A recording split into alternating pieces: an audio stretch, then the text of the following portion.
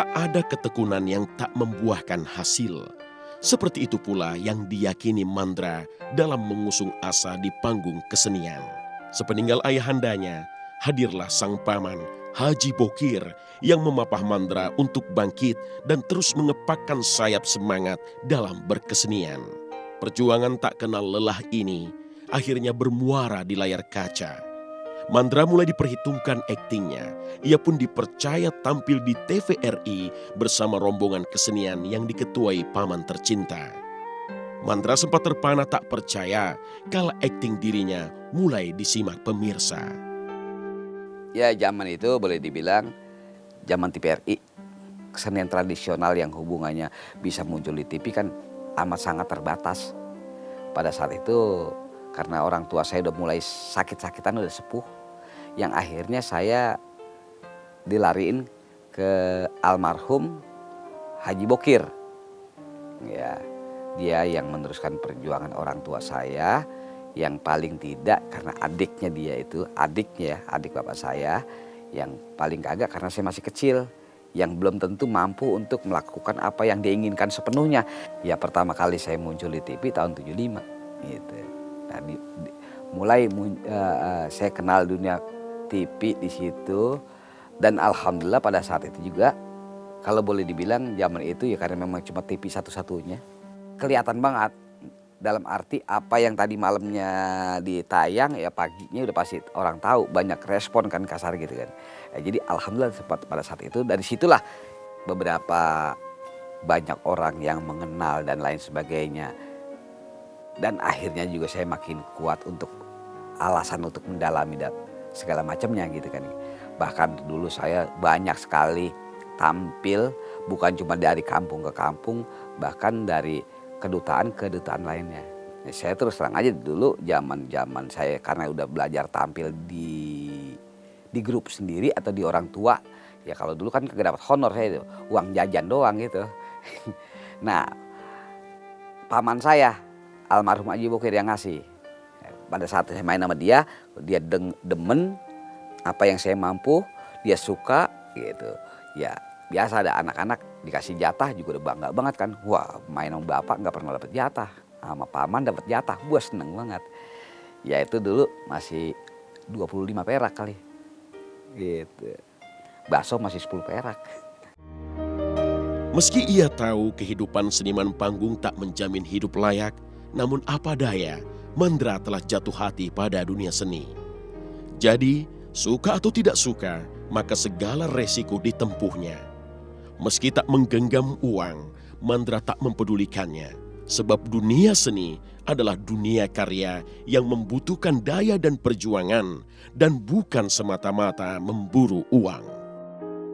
Kenapa sih?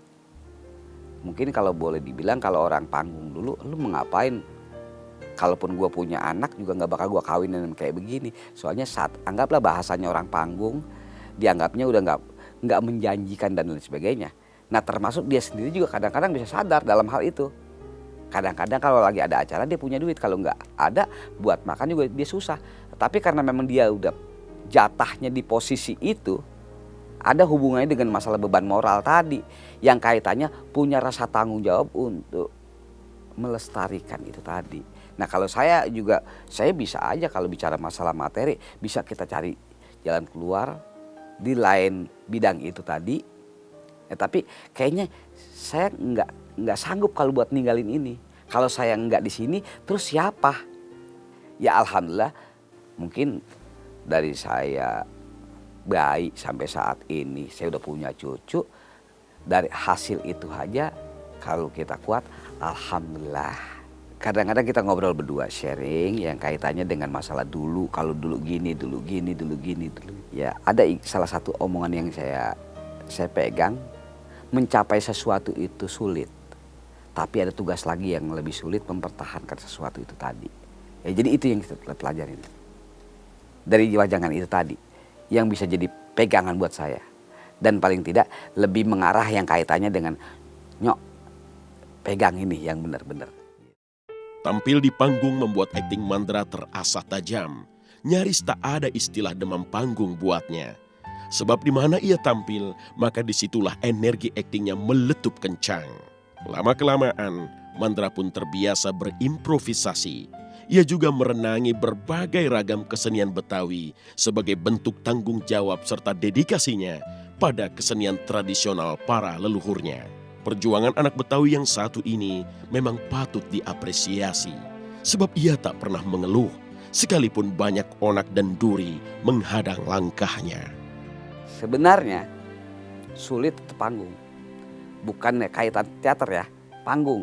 Panggung yang berhubungan dengan masalah seperti apa yang pernah saya geluti. Entah itu lenong, entah itu topeng. Kenapa? Kalau yang namanya bahasanya teater masih kita bisa ada kata latihan. Lucu nggak lucu, bagus nggak bagus tergantung naskah.